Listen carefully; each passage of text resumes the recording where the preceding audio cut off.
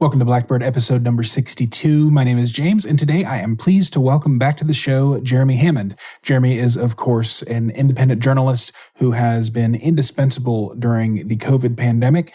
I wanted to get an update from him now that we've got vaccines and lockdowns and things have nominally been lifted.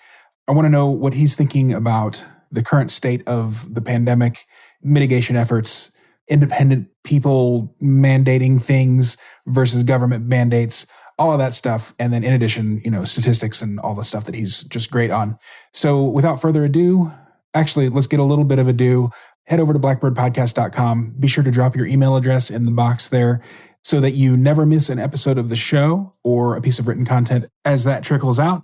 If you're feeling particularly generous, or if you would like to get early access to these interviews the day that I complete them rather than the day that they're published, which in some cases is up to like 3 weeks or a month in advance.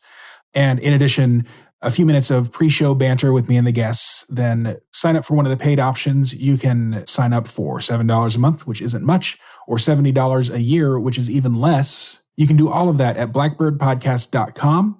And with that, here is my interview with Jeremy Hammond. Jeremy, welcome back to the show. Thanks for joining me once again. You bet. So since the last time you were here, we have gone beyond lockdowns and masks, although those are still kind of, the threat is ever present, especially in some places of the world.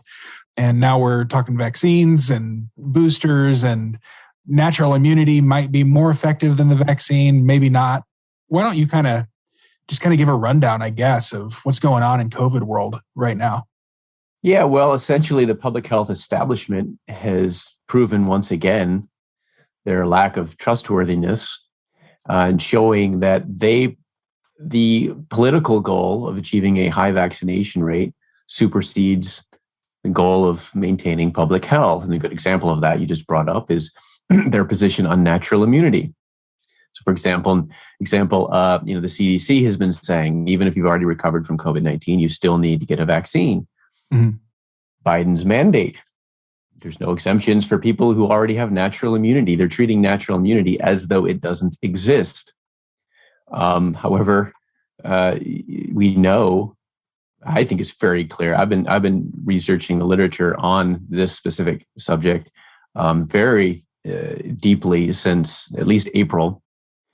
And it's very clear to me that natural immunity is superior. In fact, when you read studies talking about the issue of, how immunity, because they're trying to do researching, how does immunity actually work with SARS-CoV-2, right?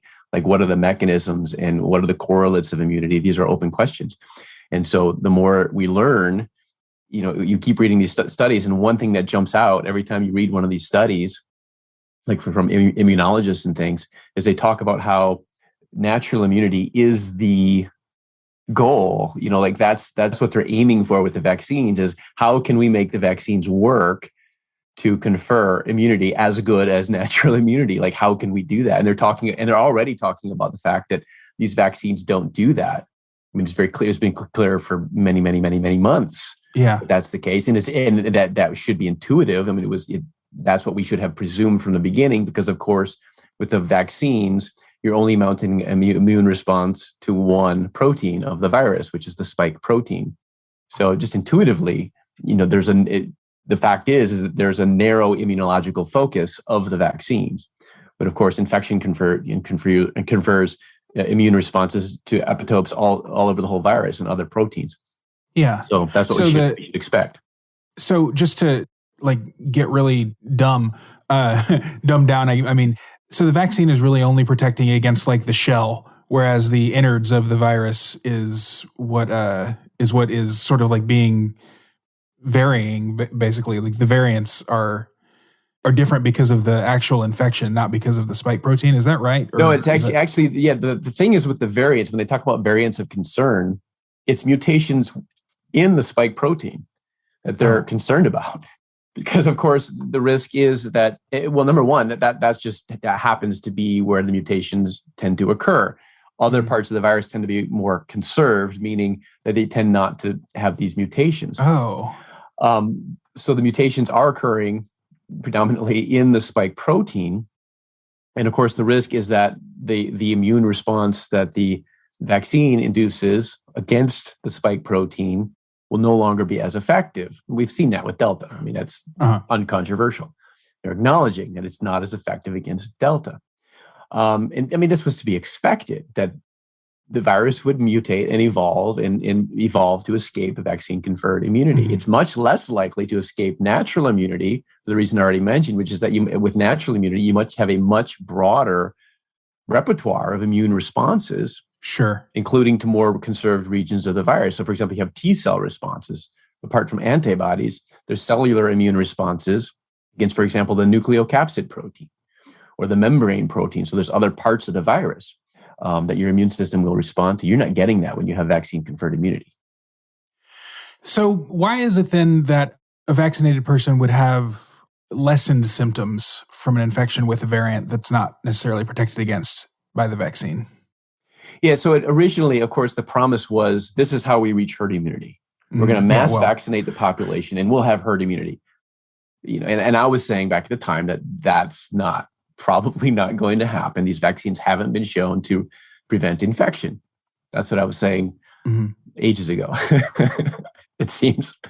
And that's proved to be the case. And they can argue, oh, well, it was effective against the original Wuhan strain, but guess what? The original Wuhan strain is extinct. It exists in labs, right? I mean, it's not circulating anymore. Now we have a new variant, and the predominant variant now is the Delta variant. And so they acknowledge that, yes, it's not effective against preventing infection and transmission. This is why the CDC reversed itself on the masks, right? First saying, oh, if you're vaccinated, you don't need to wear masks anymore. Mm-hmm. And then they reverse themselves. Oh, well, if you're fully vaccinated, you still need to keep wearing a mask, because they know. So even though it's not as effective in preventing infection, it does, so far, the data have indicated that it does provide some protection against severe disease, which of course is the outcome we really, and this is the outcome of importance, is severe disease and death. But this is what we were saying way back, when they were first authorized for emergency use. We were pointing out the fact that the trials weren't designed to determine effectiveness against severe disease or death. They were looking at their outcome that they measured was one or more symptoms of COVID-19 plus a positive PCR test. So that's what they were looking at effectiveness against. And so, there's this open question of what, number one, in the short term, you have short-term acute adverse events, things like this. And that's what they're really looking at with these trials. But then there's longer-term outcomes. There's things, in the literature, there's something called non-specific effects vaccines. So things that, whether beneficial or detrimental, there can be effects of vaccines that you can't even anticipate. You never would even know to look for unless you do something like a randomized placebo-controlled trial and compare long-term health outcomes. That includes things like autoimmune disease, rates of cancer, rates of fertility, all those things that they're supposed to be looking at, and including all-cause mortality. Long term. So that hasn't been done. The trials, we don't have data from the trials comparing long-term health outcomes between vaccinated and unvaccinated individuals. So we don't know what the long-term effects of these vaccines are going to be. And that's a big concern. And there's also one of my big concerns is a phenomenon known as original antigenic sin. Again, I'm not trying to be too technical or wonky here, but hear me out. So this is a phenomenon. It's in the literature. We know, for example, with pertussis vaccine, that a related phenomenon occurs, which is called linked epitopes of suppression. But original antigenic sin basically means, in simple terms, that when your immune system is primed, the initial priming of the immune system can prejudice the immune response to any re-exposures thereafter. So if your immune system is primed to have a suboptimal immune response, any exposure thereafter will also be suboptimal, and there's no way to go back and fix that.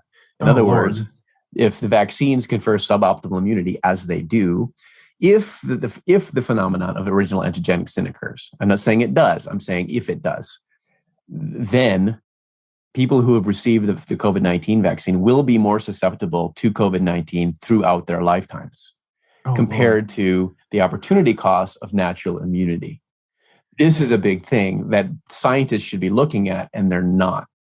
So original antigenic sin is it's like original sin in the Christian tradition. Basically, you have this kind of stain on your immune system that like inherently makes you more susceptible to severe effects from this disease going forward. Is that about right? In the long run, yes. And in considering natural immunity as an opportunity cost. Yeah, that's correct. Boy. And you said that that's happened with pertussis at least.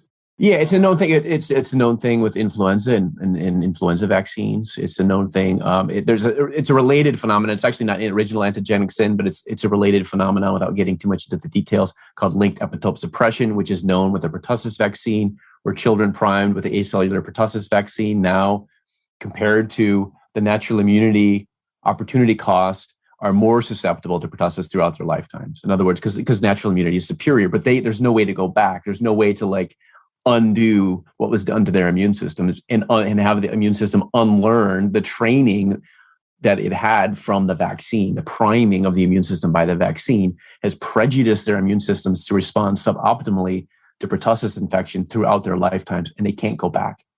They can't. And we don't know. Maybe it's the case with COVID-19 and SARS-CoV-2 that if somebody gets vaccinated and they prime their immune system with a vaccine and then they experience infection, maybe that infection, the immune response to that, like overrides the priming done by the vaccine, and they come away with essentially the equivalent of natural immunity. That might be the case. I don't know. And the reason I don't know is because, to my knowledge, no studies have been done to look at this question. And I've been looking for them, and I'm not finding them. I have not found any studies that actually examine this question to determine like whether it is happening. I've seen some studies mention it and say, well, it could happen. This could be the case. And they mention the fact that it's a theoretical possibility, but not any studies have I found that actually look to try to answer the question of, is this occurring? So how many vaccines are associated with original antigenic sin? Oh, to my knowledge, I know influenza, and again, linked epitope suppression is a slightly different thing, but the basic concept is the same, where you're prejudicing the immune system with the original priming. So there's two. I can't think of any others off the top of my head where this is a known phenomenon. Yeah, that's fine. But I mean, in being that influenza is a respiratory illness, is pertussis as well? I don't know anything about pertussis. Yeah, because it infects it infects the lungs, although it's a bacteria, not a virus. Oh, okay. So that's also a potential threat, I guess. Well, here's hoping that that's not the case, because that's kind of a long-term thing that we've all kind of been afraid of as far as this goes. Full disclosure, like even after we talked, I got the vaccine because I have some underlying conditions that to me felt like I had weighed my options intelligently, and come to find out the vaccine is less effective, and certainly less effective at preventing the spread of the disease, even if I get it and then have a quote unquote asymptomatic infection, which was the biggest deal last year. Right. Now I'm even, I guess, more likely to spread it to others. Is that the case? The studies I've seen looking at what they call viral load. So they would do a PCR test, and then they look at they don't actually measure the viral load in the studies that I've seen. They do the PCR test, and then they look at what's called the cycle threshold. So the PCR works by amplifying the RNA of the virus. And then so the more cycles that are required to reach the level of positivity, that indicates the less RNA was there in the initial sample to begin with. So the fewer cycles is a proxy measure of viral load. So they're looking at viral load using PCR tests. And they found that what they call breakthrough infections, which another term for that in the literature is vaccine failure, where the vaccine doesn't prevent the infection. It's called vaccine failure. And so when they look at these breakthrough cases and they look at viral loads of people who vaccinated people who were infected, that they're the same as people who were unvaccinated and infected. So it's not, they're just as likely, according to, the reasoning here, they're just as likely to transmit the virus if they're infected. So what's the deal with Israel? I've heard that like more than half of their COVID deaths now are vaccinated. Is that just because of the sheer numbers of people who are vaccinated there, or are they having like a weird reaction? That's a good question. So we would expect, as the proportion of the population, increase. I mean, if you had 100% of the population fully vaccinated, well, then 100% of the people who are hospitalized for COVID-19 are going to be fully vaccinated people, right? So yeah, as the proportion of the population that's fully vaccinated increases, we would expect, the proportion of people who are hospitalized that are vaccinated to also increase. But what we need to look at is like the rate of hospitalization, not the raw numbers, not the proportions, but the rates. And I actually haven't seen any studies doing that. Like what is the risk of being hospitalized, whether, based on vaccination status. So I don't know. That's really what we really need to look at to be able to answer that question. Like, is it just because, so many people are vaccinated now, or is it, is there something else going on? Because of course, I mean, I don't know how much your listeners know about this, but there's, a phenomenon called ADE, antibody-dependent enhancement. That was a big concern during the development phase of these vaccines. I haven't really seen strong evidence that that's occurring to date. However, it's always a theoretical concern because as this virus mutates, there could be an escape mutant where this occurs. So ADE, for people who don't know, is a phenomenon where the antibodies induced by vaccination, instead of protecting against infection, in fact, act like a Trojan horse and actually help the virus to infect cells. And so people get more severe disease. This was seen with the SARS-1 coronavirus, the outbreak in 2003, and they tried to develop vaccines for it. They saw this phenomenon of ADE where the vaccinated animals had more severe disease than the unvaccinated animals. So this was one concern going into this with the development of vaccines against a related coronavirus. And they like to say, oh, well, look at the data. That's not happening. We haven't seen ADE. There's no evidence that it's happening. Well, I agree. I haven't seen it. But the thing is that, again, as this virus, if an escape mutant evolves and suddenly the antibodies induced against the original Wuhan strain, because the vaccines encode the spike protein for the original Wuhan strain of SARS-CoV-2. So, if a mutation occurs where now the antibodies against the original strain are no longer neutralizing, they're no longer effectively neutralizing the virus, there is the potential that that non-neutralizing antibodies could not just be insufficient to prevent infection, but actually could be detrimental. That possibility, that's always a theoretical possibility. A lot of the stuff that was super controversial last year, like, is still controversial in libertarian circles, I guess, but like, you don't really hear about it from like the powers that be or the media or whatever. Like, mask up, save a life. That's not really a slogan anymore. Have any more studies been done to either strengthen or debunk the kind of narratives that were just everywhere last year? Yeah, I mean, at this point, there's many studies, like looking at the effects of lockdowns, mask mandates, and a lot of these studies, there's studies going either way. There's some that say, oh, well, look, we can show that, this supports the conclusion that these policies had an effect. But a lot of studies find opposite conclusions, and you really, I mean, if you look, the evidence is so weak that they had a positive effect, and the evidence that they didn't is very strong. So, I mean, like, you look at masks and you compare data. I mean, you can look at this, just look at the curve. You look at the epidemic waves between states, and you just try to guess like which states implemented mask mandates and when. Mm-hmm. And you can't tell because the epidemic waves are the same, regardless, and their policies just had no observable effect at all. Yeah. And there's studies that looked at this, scientifically, and they find that, that mask mandates, we find they didn't have an effect. Or lockdowns, not only there was one study not too long ago that found not only that they did not reduce mortality, they did not have a positive effect on like all-cause mortality, but they actually had a detrimental effect on all-cause mortality. Mm-hmm. Well, I shouldn't say effect. Not necessarily causal, but there's an association. Right. The association we would expect if the public health authorities were right in all their declarations would be that those would have reduced all-cause mortality. That would be the association. And yet that's not what we see. I feel like when we talked, the big question was like, is it spread through anal excretions, like farts? Yeah. Did that ever come to anything? There were so many weird stories last year that I just kind of want to know, like what. Well, fecal transmission was a theoretical mode of transmission. Okay. The big thing that was in the news at the time was, like people flushing toilets and it gets aerosolized and then everyone in the bathroom gets infected. Yes, that was one thing. But I looked at, those studies that they were relying on to support this claim that, it's spreading through poop, and I found very weak evidence and even outright scientific fraud. Like there was one paper that the New York Times cited on this when they had a headline article about it. And that paper claimed that it's now been well demonstrated that it spreads through aerosols from fecal matter. So I looked at their sources for that statement and I looked up each of those studies and it was false. Not a single one of those studies supported that conclusion. And one of them directly contradicted it.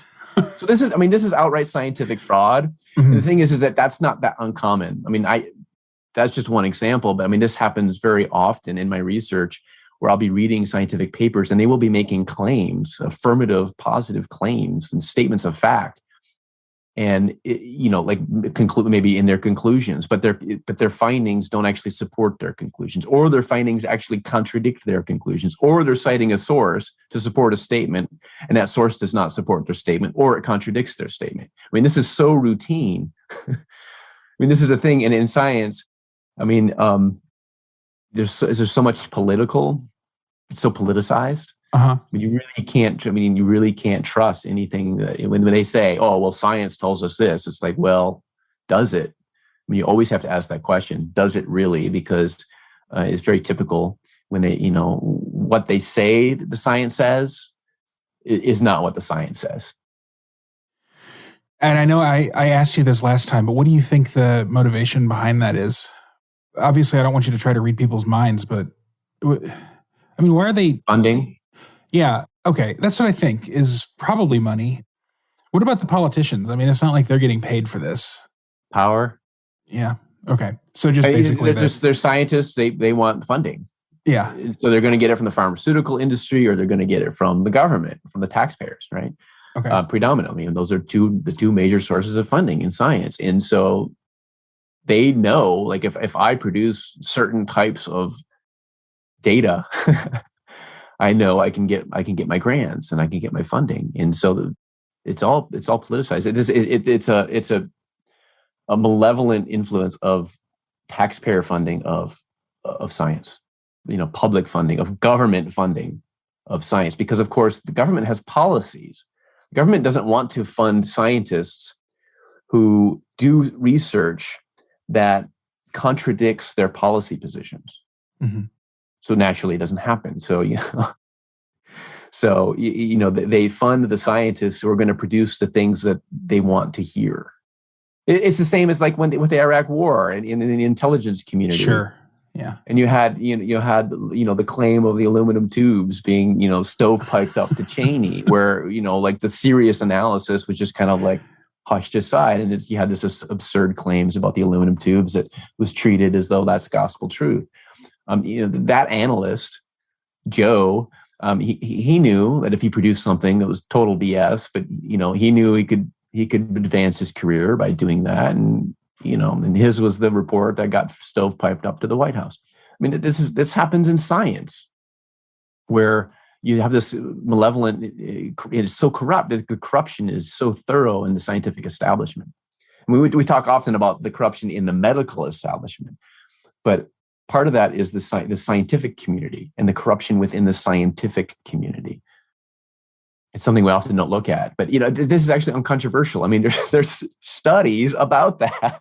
There's studies about how corrupt the scientific community is, and how the peer review process itself is a huge part of the problem in science, because the journals themselves act as like information laundering operations. Sure, yeah, they're like the kingmakers and gatekeepers, and yeah. And that's not my term. That was Horton, one of the publishers of the Lancet. Richard Horton had made that comment. I mean, so this isn't even controversial. I've heard that Dr. Fauci has all kinds of ties to pharmaceutical companies, everything from owning tons of stock to patents to all kinds of stuff. Do you have like a basic rundown of his sort of conflicts of interest? I don't know about his personal stock holdings or anything like that, or personal investments, but he's literally partnered with pharmaceutical companies, namely Moderna. Oh, the NIAID, his agency under the NIH, they're literally partnered with Moderna, the manufacturer of one of the mRNA vaccines. The partners, the U.S. government helped develop the technology and has patents on the technology used in the Moderna vaccine. Oh, wow. So there's and that's right out in the open. What's the difference between the Moderna vaccine and the Pfizer one? Those are the two mRNA ones, right? Yeah. What's the main difference? Do you know? I don't really. I mean, they both use the mRNA technology as opposed to the Janssen or Johnson & Johnson one, which is what's called a vector vaccine, which uses a different type of delivery method. So, if you looked at the formulations of the vaccines and things, I don't know really what the detailed differences would be between them. I've kind of focused more broadly on the fact that they're an mRNA vaccine versus like the vector vaccine. So I don't know the details of the differences. When people call them experimental gene therapy, do you use that language? Is that something that you would consider accurate? I haven't, but I mean, it is, according to Moderna, that's what it is. It's a gene therapy. I mean, I've seen a document where Moderna just says, according to the FDA classifies this technology as gene therapy. Oh, wow. So that's according to Moderna. So if that's what Moderna says, I'll buy it. As for being experimental, well, under emergency use authorization, that's what emergency use authorization is. It's for experimental products. So they're experimental. Pfizer, if Pfizer has now been approved, is the only one that's been approved, at least to my knowledge. Maybe something in the last couple of days has changed with Moderna, but as far as I know, they still have emergency use authorization. Whereas Pfizer has been approved. So Pfizer, according to the FDA, they no longer consider that to be an experimental or investigational product. However, I don't apply that same standard, because to me, do we know what the long-term health outcomes are? No, we don't have data on that. So is this experimental? Yes. It's gone from the randomized placebo-controlled trials to the population, and now it's the population being used it's a mass uncontrolled experiment on the human population. Well, and they're not letting the control group remain a control group either. That's kind of a big thing as far as I'm concerned, where the control group is once the study's over, the control group is then injected with the actual thing, or at least the ones who got the placebos. I guess that is the control group, right? Yeah. Yeah. Sorry, I'm forgetting my high school biology. So there's no way to tell what the long-term effects are. Precisely. Yeah. For your listeners, that's the truth. That's what's been done with these studies. So the clinical trials are still underway. They haven't ended, the phase 3 clinical trials, because they were originally planned to go, I think, 2 years, something like that. And so they have used preliminary data from the trials for emergency use authorization, starting back in December 2020 with Pfizer's authorization. And then for the approval, the same thing. It's still preliminary data. They use 6 months of data as opposed to, I think the original was 2 or 3 for the authorization. But the trials are ongoing. The thing is they have unblinded the trials. Oh. And they have essentially vaccinated away the control group. So they unblinded the trials. They told people, like, well, you didn't get the vaccine, so if you want it now, we'll give it to you. And so many people opted to get vaccinated. And you'd think all of them would. I mean, if they were so eager to BMJ. Yep, go ahead. Yeah, if they were so eager to join the study, then you'd think that they would jump at the chance to get the real vaccine if they didn't get it the first time. Which is the case. I think it was Moderna had told Peter Doshi of the BMJ that essentially almost all, it was like 98% or something of the people in the control group opted to get vaccinated. I don't quote me on those figures. I would have to look up the article, but that's just from memory. It was a very high proportion.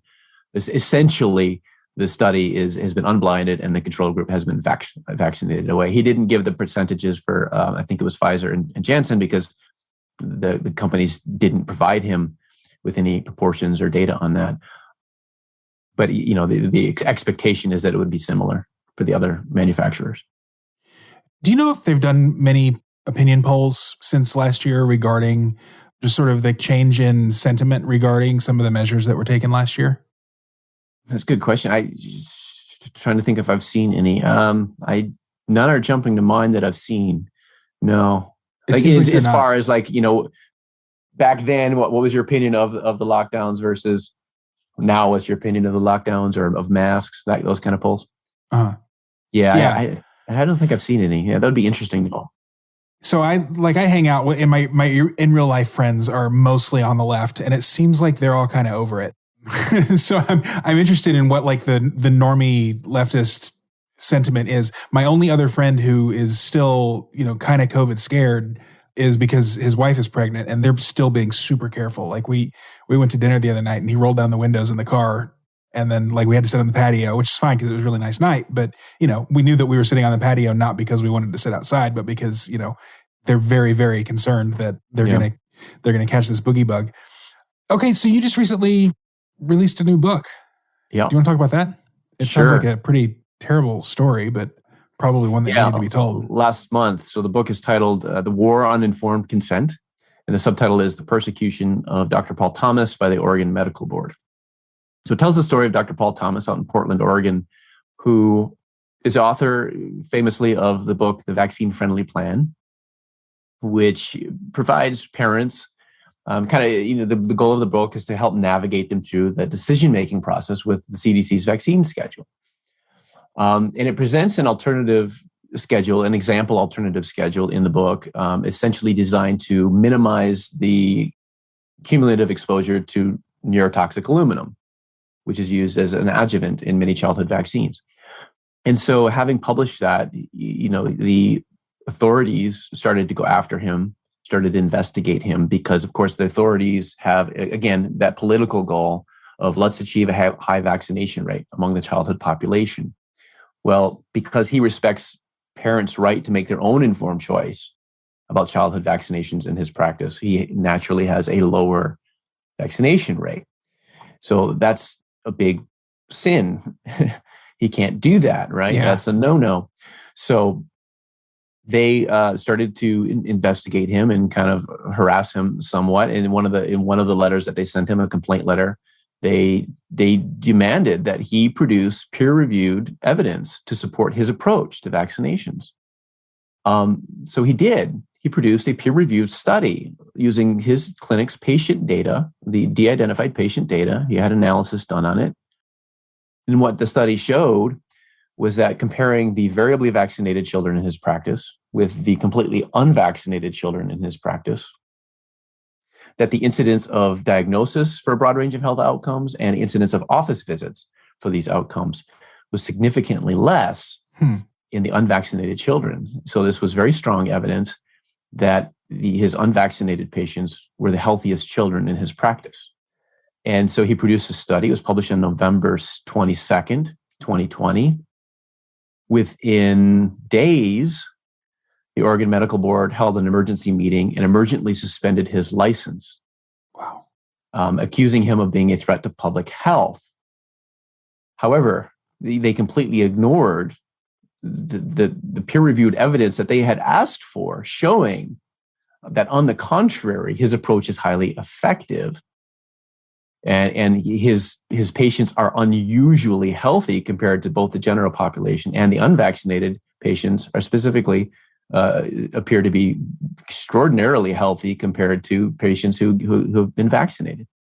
So they completely ignored the data that they had asked for and suspended his license. And the thing is they had these pretexts in their suspension order that are demonstrably false. And some of them are absurd. So, for example, like criticizing him for ordering antibody tests for measles as an unnecessary medical procedure when it's actually written into Oregon law that that evidence of immunity to measles, meaning a positive antibody test, is an appropriate substitute for vaccination. that you don't need the vaccine if you can show evidence that you already have natural immunity to it, or that you have immunity to it from prior. So maybe this skip the second dose because you already have immunity from the first dose. Mm-hmm. It's written into law that is an appropriate practice. And so he was doing that, and they're criticizing him and accusing him of violating the law for doing this, when like the Oregon Medical Board evidently doesn't know what the law even says, because it says right in there that this is an acceptable practice. So it's things like this. I mean, totally, it would be laughable if it wasn't so serious. It is just false accusations. So the main accusation being, that he's bullying patients into signing vaccine refusal forms. Well, this is a bunch of nonsense, because number one, the reason that he had so many parents, a huge practice, he had 1 point, he had 15,000 patients. They were flocking to his practice precisely because he respects informed consent. Because it's precisely because the parents were sick and tired of being bullied by every other pediatrician in the state. So obviously, the Oregon Medical Board has no problem with bullying. So they had all these false pretexts, and the obvious thing that leaped out was the fact that he is respecting the right to informed consent, and that's why they suspended his license. So that's the true reason. So my book details that in great detail. It also provides a lot of the background context to understand, like, what's the significance of this story, the story of Dr. Paul Thomas, in the big scheme of things, in the bigger picture. So I go back and talk historically, things like, how the CDC schedule was exposing children to cumulative levels of mercury in excess of the EPA's own safety guidelines throughout the 90s, things like this. So there's a lot of historical context that you really need to understand, like, what's the significance of this happening today, and why is it titled The War on Informed Consent? And that's really what it's about. It's hopefully a wake-up call to people who aren't already in the know that, there is an all-out assault. There's an all-out war being waged on our right to make our own informed choice. And we need to stand up and say no more. Do you know, is the Oregon Medical Board a government body, or is it independent of the state? It's a state agency. Yep. Okay. I know also there, like a few years ago, I remember reading in Reason that the engineering board in Oregon tried to sue a guy who didn't have an engineer's license, but he had been a practicing engineer somewhere else. And he wrote an article or did some kind of like informal study of traffic lights and used the word engineer in, like, he just said, I'm an engineer, I know these things. And the Oregon Engineering Board tried to sue him for falsely presenting himself as an engineer, like practicing engineering without a license. Is that common? Is that like a thing that happens a lot, or is this just something that is just insane in Oregon? I don't know. Maybe that's something unique to Oregon. So, but that raises a good point, though, about the problem with licensing itself. So the licensing is essentially a means for the state to dictate how medicine is practiced. And if the state wants doctors to make sure that they're achieving a high vaccination rate in their practice, for example, they can bully doctors into doing what they want. And so they're interfering in the doctor-patient relationship. And a great example of this kind of mindset comes from Senator Richard Pan in California, whose position, and he wrote this, I'm like paraphrasing, but partly quoting him here. He wrote a paper in a journal where he said that when doctors write exemptions to vaccinations, they're not engaged in the practice of medicine. They are performing an administrative function in service to the state. So there you have it. This is the view. This is the authoritarian position of guys like Senator Richard Pan and broadly in the government itself. I mean, this is the view of the Oregon Medical Board, evidently, and the state government there, and many other states throughout the country. So this is the nature of the threat that we're up against. I mean, these are outright totalitarians that they view our bodies as the property of the state, and they want to be able to say, well, we can do whatever we want to you. If we want to inject you with something, we have that right. You don't have a right to say no. That's what it really comes down to. Here in Minnesota, our state of emergency was allowed to lapse, thankfully. And so the governor hasn't placed any more restrictions on us, but a lot of like theaters and things like that are doing vax mandates. Do you foresee any potential for like the state of emergencies where they've been lifted to go back into place Do you think the political capital is there in some places? I don't think it's there in Minnesota. And frankly, our governor, despite the fact that he's a Democrat, is pretty anti-unilateral power. Obviously I can't read his mind, and he's a politician, so I can't believe what he says. But just given his record, it seems like he was pretty reluctant to continue piling on restrictions when he felt like he didn't need to. Like I think we were the first state with a Democrat governor to lift the mask mandate.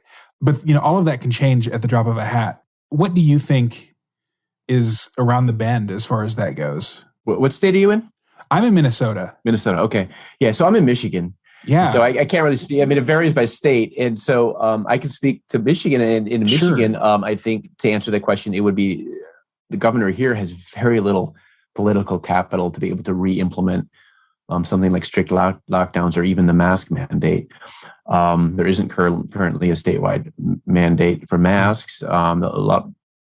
There's certain measures in place to an extent, but certainly, those strict lockdowns are not in place anymore. And I think she knows that, number one, we had a Supreme Court ruling here in Michigan that stripped her of the authority for her executive orders that she had issued, back in March, April of 2020. The Supreme Court of Michigan judged that those orders were unconstitutional and she had never had the authority. So then the administration kind of switched and said, oh, well, the Michigan Department of Health and Human Services has the authority. And so they just continued doing the same things through the MDHHS. Mm-hmm. But of course, the whole reasoning behind the Supreme Court's decision was this, that, okay, well, the legislative branch cannot delegate its lawmaking powers to the executive branch. This is a fundamental principle of constitutional government, right? Mm-hmm. So if the legislative branch can't have deferred that authority to the governor, well, by the same reasoning, the legislative branch can't have deferred that authority to the Department of Health and Human Services, which of course right. is an executive agency.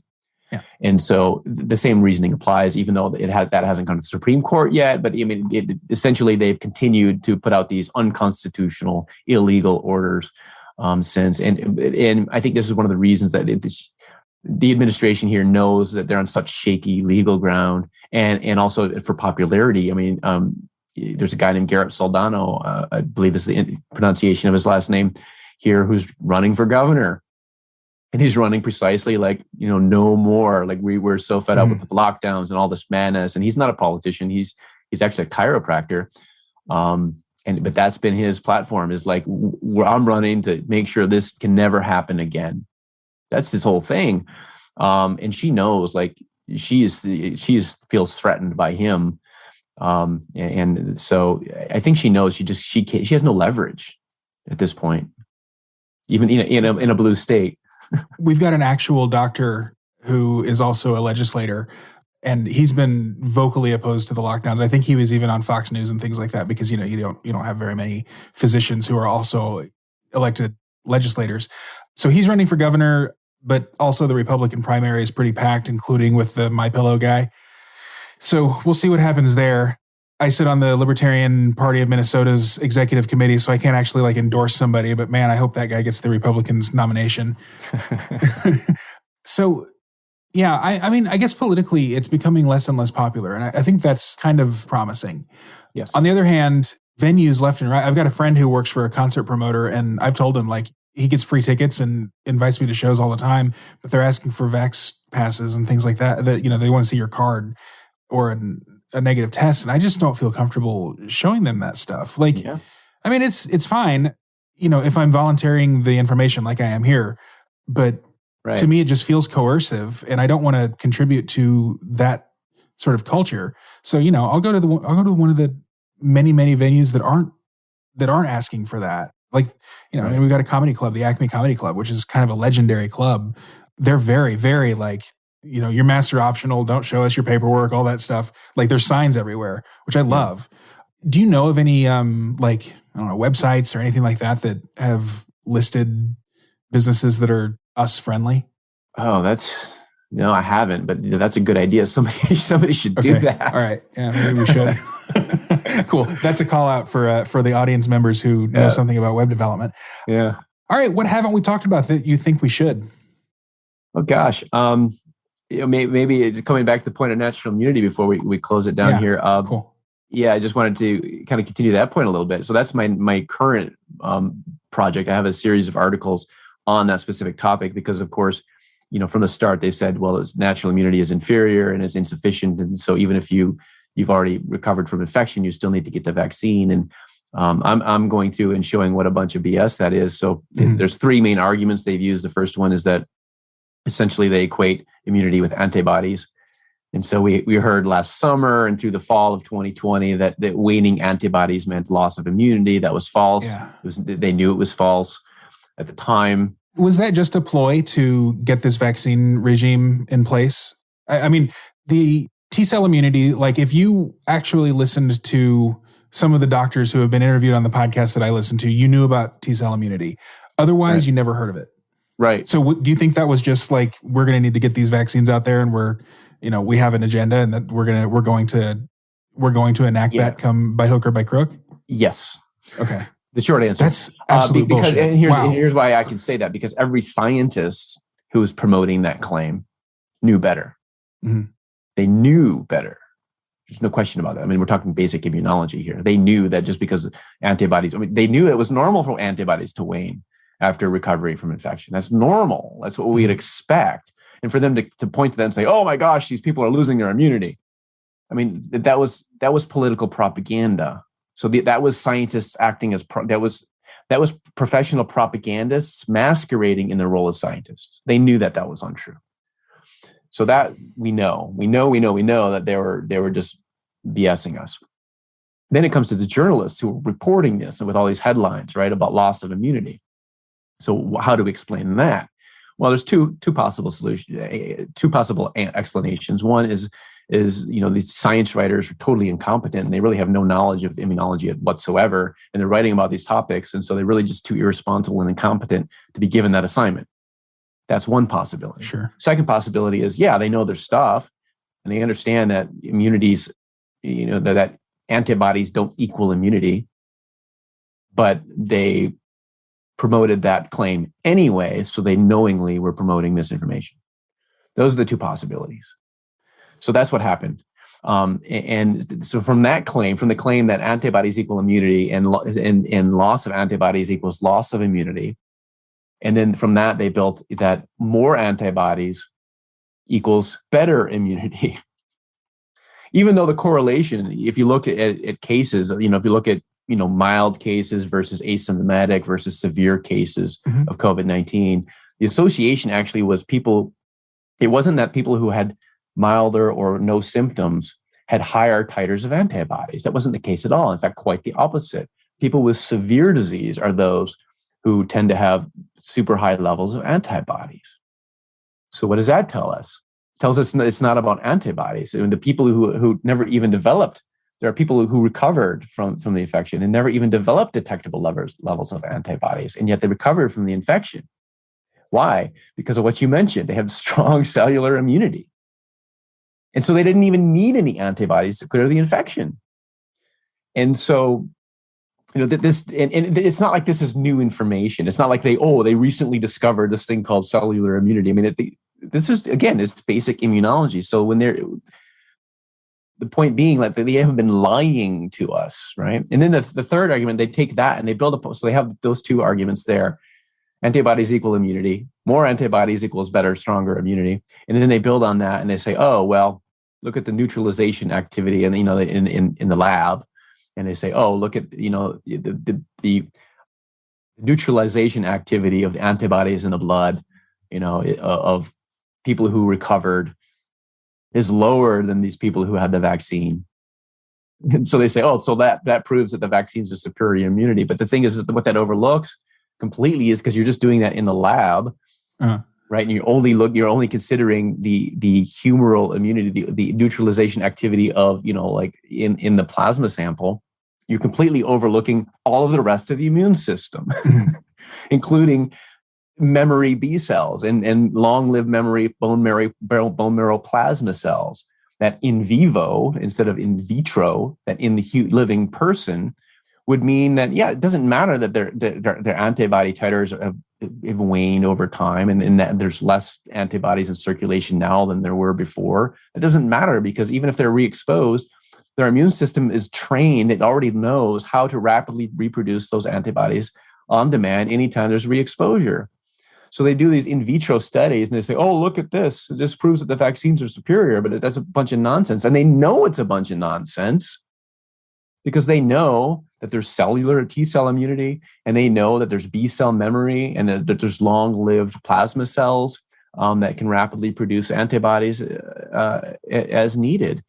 And so when they're making these arguments, the scientists making these arguments know better, because they understand immunology and they know what they're saying is a bunch of nonsense, but they put it out there for the media to then propagate. It's all such a big scam. It's really, in my mind, is just institutionalized scientific fraud. And so that's what my most recent series of articles is exposing. So I encourage people to go to jeremyrhammond.com and get on my newsletter and follow that work, and check out my book, The War on Informed Consent. Cool. Well, thanks a lot, Jeremy. I had one other question that came up in my brain while you were talking just now, and it's off the topic that we were just on, and you just plugged. So we should close out, but I'm selfish with my question. So here we go. Do you have any insight as to why anti-parasitics seem to have strong anecdotal therapeutic benefit in not just COVID-19, but in lots of sort of respiratory viral infections? Are you speaking of, is ivermectin an antiparasitic? Ivermectin and then the hydroxychloroquine both are known as antiparasitics, but they've also been studied. And I mean, this goes back, at least a decade. I think the first study I've ever seen with hydroxychloroquine being used against a virus was from like 2013. So it's not a new thing. It just happened to become political with this. Yeah, I don't know, because, there's different substances can be antiparasitic and antiviral and antibacterial. Sure. And so I'm not sure if it's the antiparasitic properties of it or the antiviral properties of it.